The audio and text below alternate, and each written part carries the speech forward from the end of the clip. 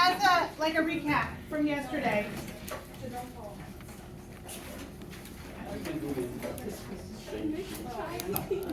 So, we actually uploaded the lesson. Okay. Yes. So I'm gonna watch it.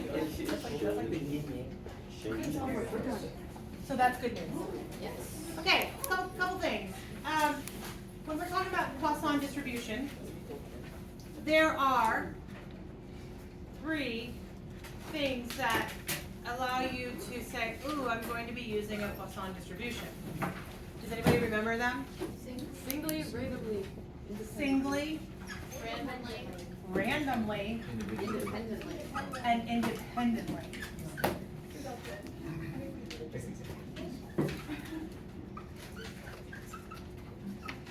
Okay? The examples that I kind of came up with yesterday is a call center, random calls for the turkeys. Yes? Another one was going through a light in a busy intersection. You know, just singly go through it as individual cars, right? You randomly go through it. You can go through it, somebody can go through it 3 seconds later, or just random. And then independently, you independently drive through that. So those are different opportunities for a Poisson distribution to happen. Okay, so now we started to talk about what happens with a binomial if the binomial is really, really big, right? Your n happens to be really, really, really big. We can convert it from a binomial into Poisson. Let me go back a little bit because I don't think I talked about this with you all. When I'm working with a binomial is discrete. Did I talk about this with you? Yes. Okay, good. Well, I have forgotten everything that I talked about. So binomial is discrete, meaning that it has numbers 0, 1, 2, 3, 4, 5, individualized numbers, no decimals involved. It's just strictly number 1, number 2, it happens 3 times, happens 4 times. I have 50 in my number set, whatever it is. Okay? Whereas Poisson is also discrete. Did I say that yesterday? Mm-hmm. Yes. Gosh, I'm good. So discrete, meaning it tells you the number of times it happens. It's 0 through whatever, 4 or more. And they're individually based numbers, okay? But then we start getting into a normal, which is continuous. Did I even talk about that yesterday? Sort of. Continuous, if we think about a normal curve has decimals all the way through. Very many decimals, right? So it goes from something that's completely discrete to a continuous random variable, okay? So if I'm over here talking about something that is a binomial, what criteria would a binomial have that would allow me to create a Poisson distribution out of it? N is greater than 50. What is greater than 50? N. N. N is greater than 50. Criteria number 1. And P is less than 5. And your mean is less than 5. What's another way to talk about the mean? We're going to call it lambda. So my mean is less than 5. So the 2 criteria that allows this to happen is that N is bigger than 50 and my N times P is less than 5. So let me pull this over. I don't know if anybody noticed, but I changed up the homework assignment that I put on there. I eliminated that other one, right? Okay, so let me explain this for a second. 52 pages is deceiving. Okay, so it's all about Poisson distribution, alrighty? And then there's a color coding that goes with it. So the yellows are simple Poisson questions. The green is when you have a normal approximation. Okay, so I'm going to teach you that today. And then your, whatever color that is, bluish, it has, when you go from Poisson of the approximation from a binomial. And then there's some combination questions that I have not taught you yet, but I will, okay? So for sure, these 3, I'm not sure if I'm bringing the pink in this week or not. They're not horrible. the combination questions. Okay, so if you look at the actual, they have some notes in there for you, as he always does, but you'll see it definitely has a highlight of what type of questions they are, okay? And then, if I skip to Malou all the way down to the bottom, all the way down to the bottom, they have answers, okay, and how to do it. The only ones that don't have answers are the first I think it's 1 through 20. 1 through 20 don't have answers. They're at the very bottom. They're weird, it's in a weird place, like they did a few and then they have the old-fashioned mark scheme keys at the bottom. Okay, so what we're gonna do is number 21 right now. 21. It's a lot of homework. I'm not telling you you have to do all of it. Okay. So let me pull this down. In a data entry department of a certain firm, it's known that 0.12%, okay? Binomial. So that's what we did yesterday. Didn't I call it blue, binomials? I think normal was I the just second don't color. remember. Green was normals. It's a binomial too. Yes. Okay. So I just need to know where to remember. So blue is when you have binomials. Green is normals. Thank you. No problem.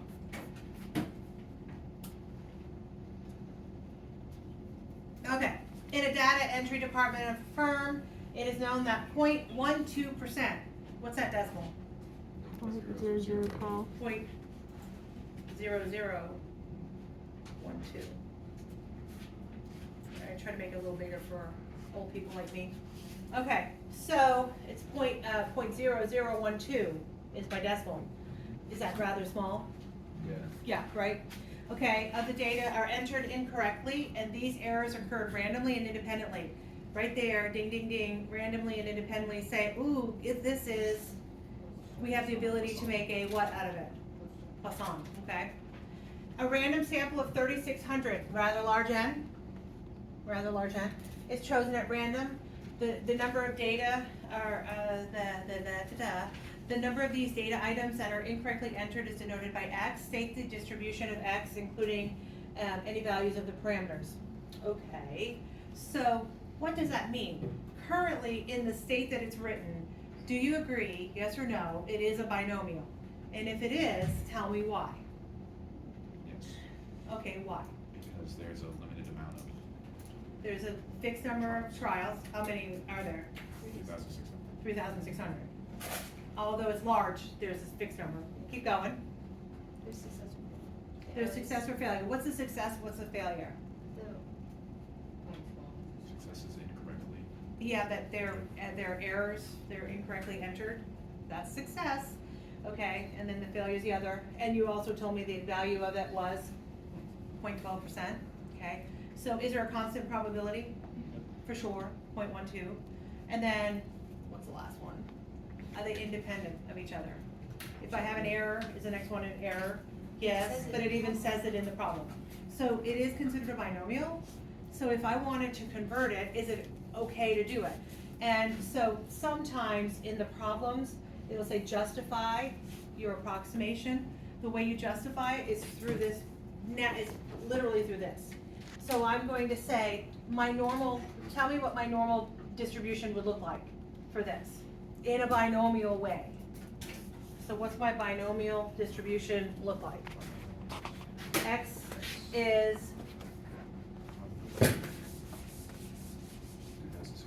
X is a binomial, and then tell me what I got.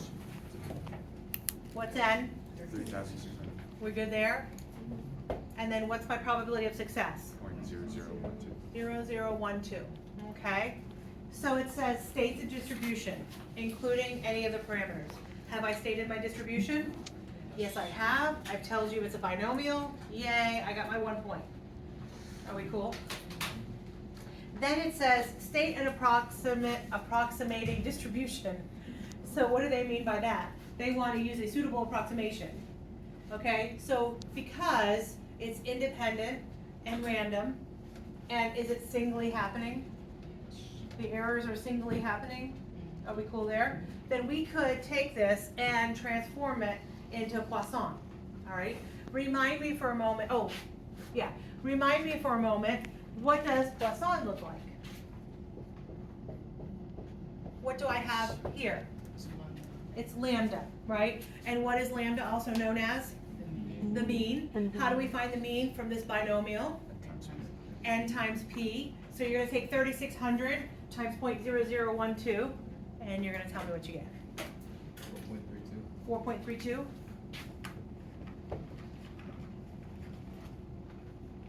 How do we feel so far? Yesterday we delved into finding probabilities with Poisson, and you guys were rocking it. I felt like you guys were cool with it. Are we cool with it still? Okay. What is the formula that goes with that, just so we have remembering, we can do it? So the probability that x is equal to r is equivalent to what? E to the negative. E to the negative lambda Times the lambda to the r over r factorial. Okay. Let's give it on your bright colored sheet of paper, not one you have to memorize. It's always good to kind of have it in your brain though. It says, state the approximating distribution. Did I already state the approximating distribution? Yes, I did. It's now in a Poisson instead of a binomial. And justify your choice. Justify your choice, okay? So how can I justify that I've taken a binomial and I've converted it to a Poisson? N is greater than 50. N is bigger than 50. Is it indeed bigger than 50? Yes. 3,600 is indeed bigger than 50. Check. N is bigger than 50. And then what's the other guy? Mean is less than 5. My mean, also known as lambda, is less than 5. Is it less than 5?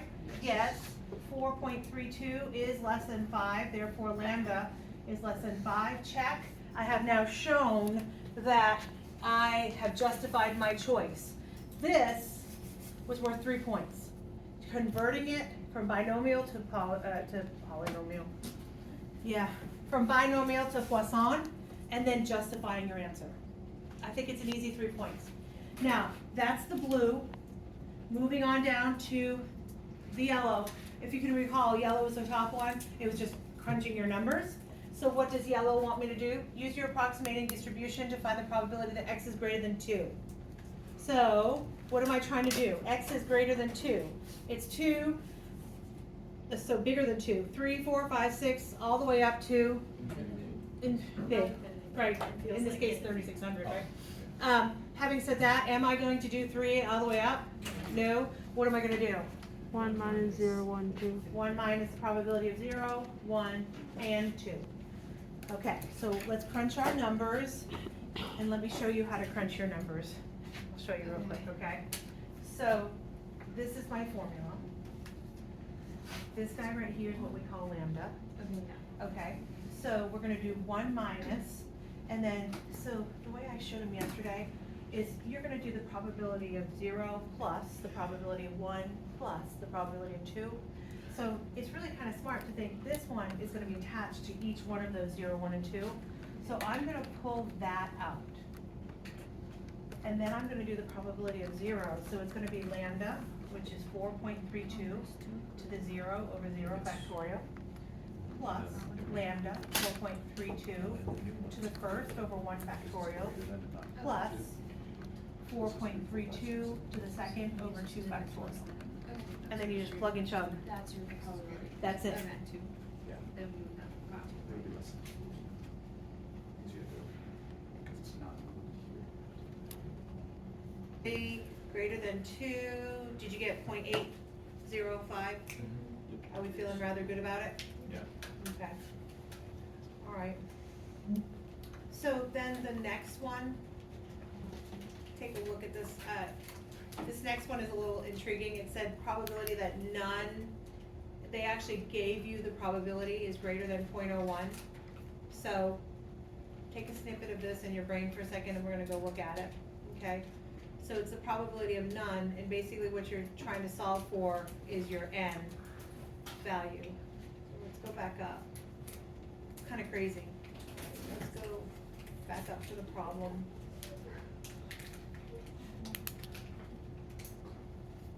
Okay, So another large random sample of data, of n data items is chosen. The probability that the sample contains no data items that are entered incorrectly. So what are we looking at there? R is what? 0. 0. So is more than 0.1. So you're gonna do, you don't know your lambda now. So you're gonna do e to the negative lambda, and then lambda to the 0 over 0 factorial is greater than 0.01. Okay, so let's look at how that would work.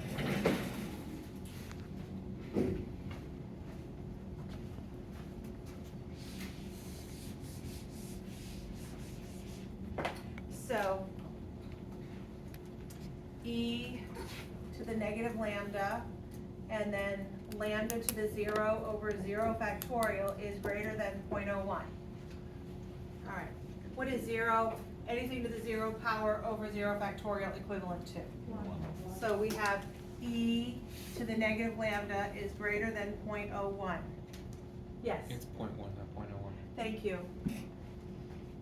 Oh, that would have changed everything. Thank you, hon. Okay, so how do I solve for the new lambda here? E. I already have e there, so what do I do? Oh. ln it, right? Ah, ln the e to the, Why is that coming back here? it's bringing back fun. No, Yes. not even a good way to look at it. So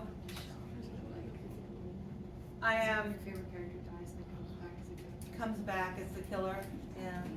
So what do we have? Negative lambda is greater than the ln of 0.1. Could I solve for lambda here? Yes. Sure. Can you do that in your calculators for me?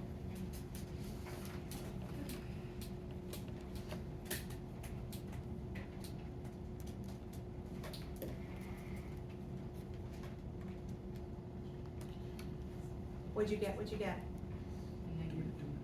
2.3. So lambda is greater than negative, That'd be positive.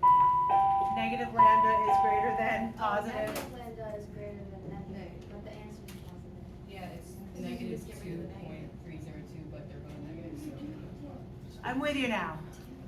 So now, I was just, I don't know what I was doing. So that looks pretty. 303. 303. Don't know where that 2 came from. There, are we feeling better? No? Wouldn't you switch it? Switch. Yes, you would switch the inequality because you divided by a negative. Beautiful. 100%. So lambda is less than 2.303. Okay, and then it says now it needs me to find n. Okay. What do I do? You can split lambda up into n and p. Lambda is, by definition, right? Count p. So again, this is an approximation, right? Use an approximation distribution to find the largest possible value. Okay, so lambda is going to be less than 2.303. So what should we use for lambda here? I'm thinking you could use the 2.303 and just know it's going to be less than still.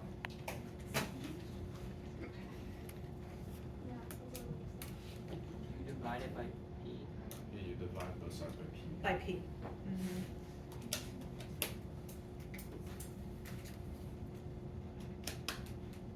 So n times p, lambda is equal to n times p, right?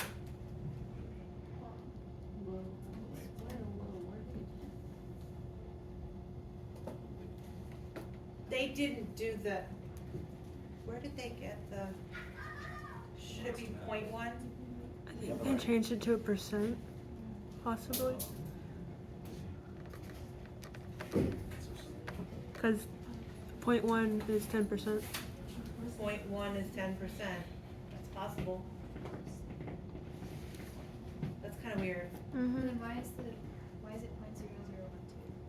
Well, 0.12% from the beginning, Yeah. wasn't it? Yeah.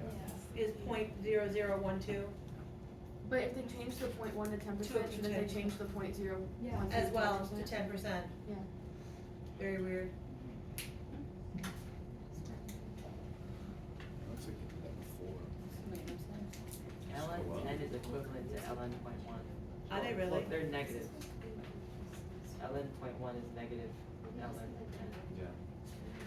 Oh. Oh, so Oh. it used a ln property. So they use an ln property. They flipped it here, which is what we had. They used the thing on the outside to turn the X coordinate. Since it's negative, not just 10. Oh, that's crazy. I don't know whether I would have done that in my head. So they had at this point the negative over here, so they divided by the negative and flipped the sign. At that point, they brought it up as a negative exponent.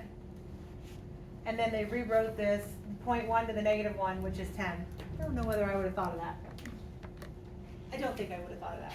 So lambda is less than the ln of 10. That's why they used the probability of 0.000 whatever, 0.0012. So n times p is less than, because lambda is ln of 10. So n times p, which is lambda, is less than the ln of 10. P they got to be 0.0012, which is 0.12%.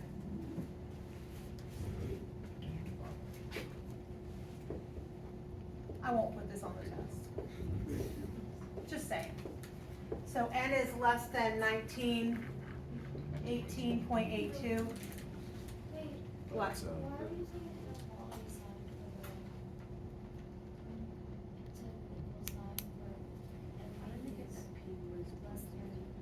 because that's what the, Well, we know, we found lambda to be less than ln of 10, right? Right. What's lambda? Oh, I see. Lambda is n times p. Yeah. Okay. So if this was on like the exam, would what we did first be counted wrong? No. you still get the same answer. What's that? You still get the same So answer. what You would still get the same what answer. would you do if we kept what we had and didn't do the L1? I think you'd have been fine. You would have got But the like same answer. how would you do we it? Like getting the n, if we kept the 2.303 instead of the ln of 10, how would we have gotten the n? Is it the same thing? Well, if you take ln of 10 in your calculator, what do you get? 2.30 whatever. So they're taking ln of 10 divided by 0.0012. So it's just like set up your exact same. They set up the same way. Oh. So we would have done 2.303. So n times p is less than 2.303. And then n times 0.0012 is less than 2.303. Plug it in and see what you get. 1919.16. About the same. It's about the same. It's a little bit of rounding action going on, but about the same. So what do you think? That was not, I mean, okay. The first three parts of this question. Good? Yeah. Okay. All right, so the last thing that I need to go over with you, I don't think I did it yet, was the normal approximation. Nothing, okay. All right.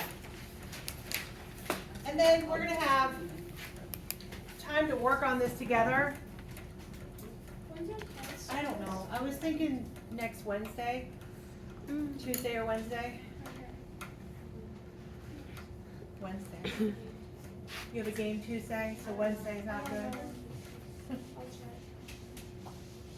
Just try to give you a little extra time.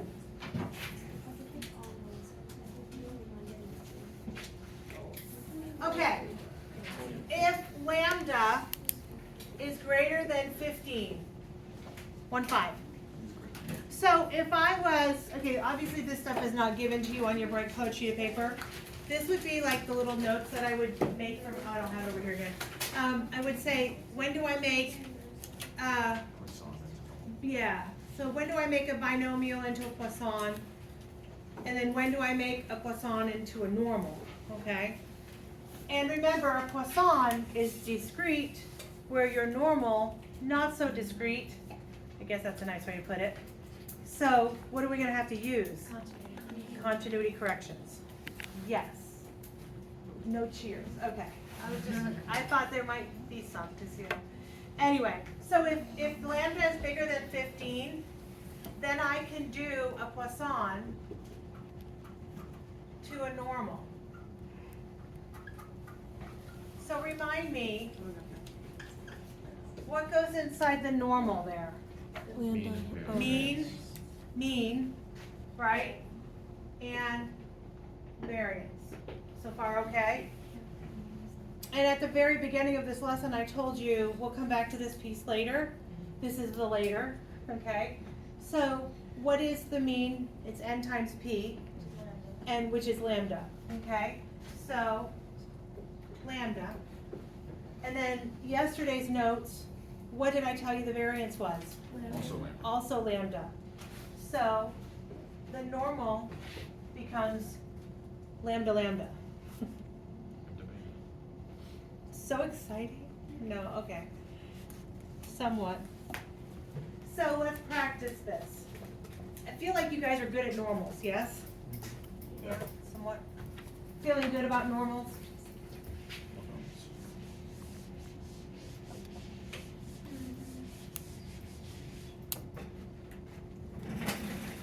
So I'm going to give you a Poisson with 24. Convert it to a normal for me.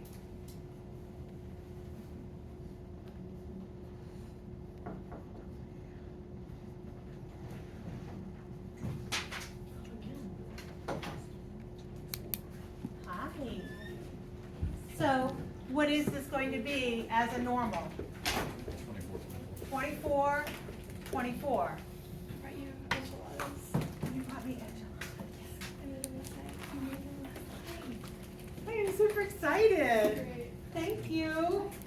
I'm gonna have that for lunch tomorrow. Beautiful. You doing good? Yeah, I'm doing it hard. So, are we good so far? Okay. So, what if I wanted to know the probability that x is less than 30? Okay. So how do we do the probability that x is less than 30, right? So if I think about it, think about your little da-da-da-da. 24 is my mean. Where is 30 located? To the right. I'm looking for the probability that's less than 30, so what am I shading in? 29. All this junk to the left. The good news is, this guy is like what my chart does for me, right? Okay, so what is my x in this case? 29.5. So less than 30 does not include 30, so 29.5, yes. So I'm gonna rewrite this as the probability that x is less than 29.5. Any questions, comments, concerns, issues about that? Less than 30 does not include 30. What if I said less than or equal to 30? What would I have written here? 30.5. 30.5. Feeling good?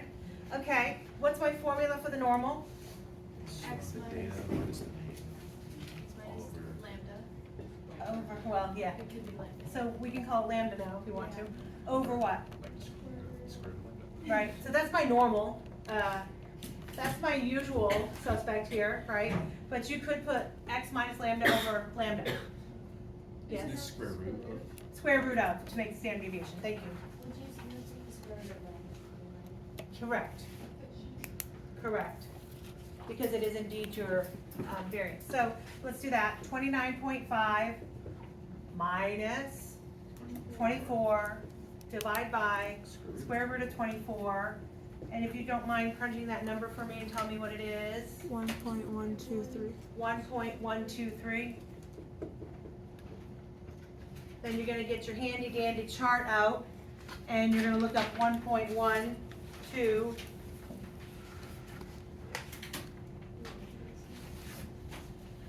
And then you're gonna go to 3 and you're adding 6 to the end of it. Did you get 0.8692? Mm-hmm.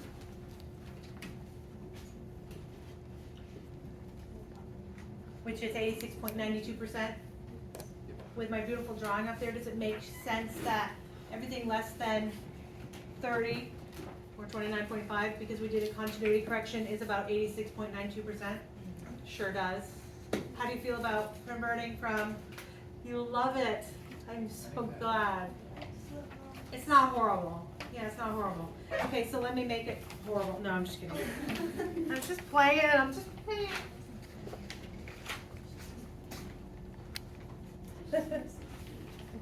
I wasn't trying to be mean. Not yet, anyway.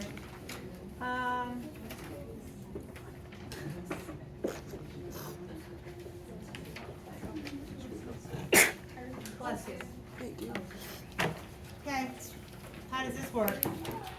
I want the probability that it's greater than 19 but less than or equal to 21. So I'm going to draw it out. I think the drawings help me immensely.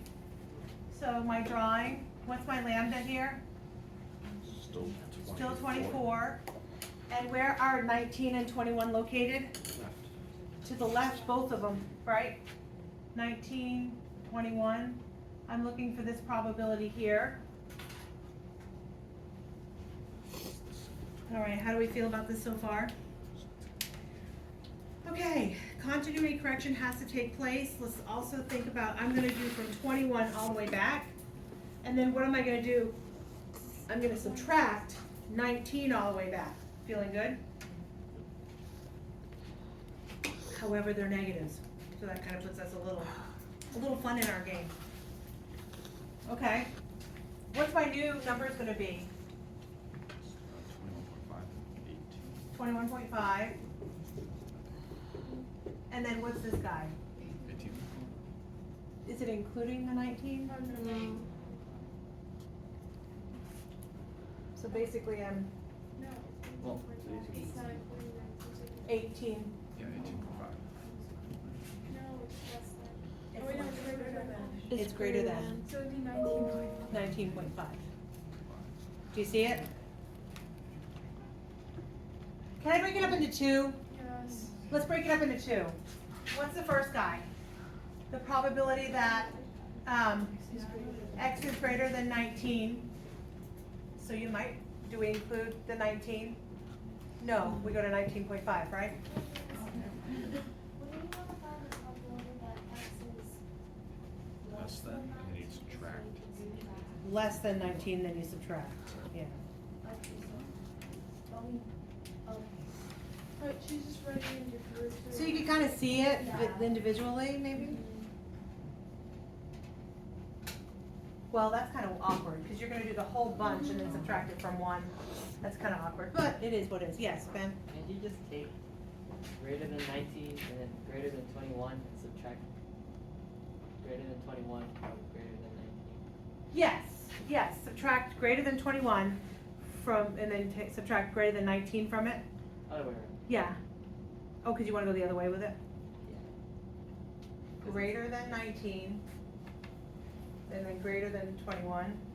June.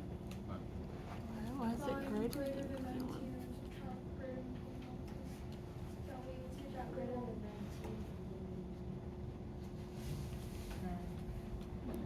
No. Because if you do greater than 19. So, what is it, 19.5 and 21.5? Yeah, it's, you're rewriting it as 19.5 is less than x is less than 21.5. Okay, Yes or no? yes. Right? You see it, right? I don't know. And the way they do it is they do, I'll show you the write-up that they do. The probability of 21.5 minus 24 over the square root of 24 is less than or equal to z, which is less than or equal to, once you do a continuity correction, you can equal it now. Like such. So it's those two things. This is the bigger guy, and that's the little guy, and then you end up subtracting your two answers.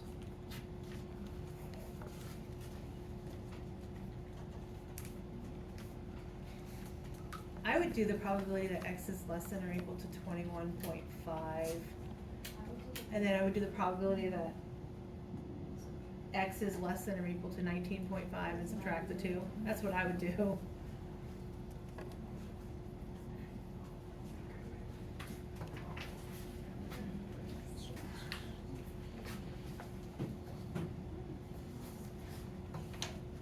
Alright, give it a whirl. Let's see how this all pumps out. If I kept it as a Poisson, 1, 2, 5. what would I be doing? If I did a Poisson and not change it to a normal? Would I would be bigger than 19 and less than or equal to 21. So what are the only two numbers that I really need to worry about as far as Poisson is concerned? I would have to be 20 and 21. Those calculating 20 and 21 in a Poisson would be so much easier, if you ask me. Do we subtract 1 from 19? 1 minus each of them, yes. Both of them? Yeah, it's 1 minus the, so you get negatives for both of them, right? Yes. Yeah. So you got point 510 as your first negative. I'm talking about individuals. Yeah. Yeah. So you find that to be, you go to the positive side of it, and you get 0.6950, and you do 1 minus that, because you had to turn it positive. And you do the same thing for the Same 19? What'd you get for your final answer? Not done yet. What'd you get, Ben? 1, 2, 5, 9. Yeah, 0.126, yeah. Now, if you did it with a Poisson, only it's 0.134. So it's a little different, because remember, a normal is approximation.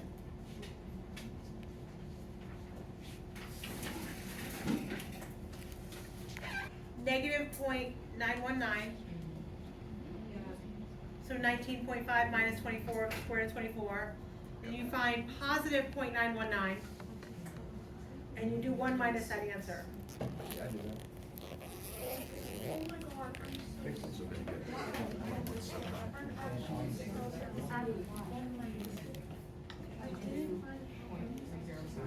You just gave the numbers. That happens a lot. Up here, you'll notice the green ones are normal approximations. Okay?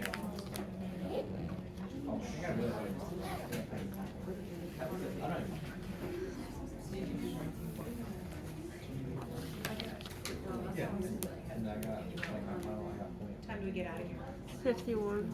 So 7 minutes. So, if you would try for me to do number 2, old televisions arrive independently and randomly in a recycling center at an average rate of 1.2 per day. Find the probability exactly 2 televisions arrive in a 2-day period. Use an approximating distribution to find the probability that at least 55 televisions arrive in a 50-day period. If you don't mind trying those two, I and double I. I haven't taught you how to do pink yet, so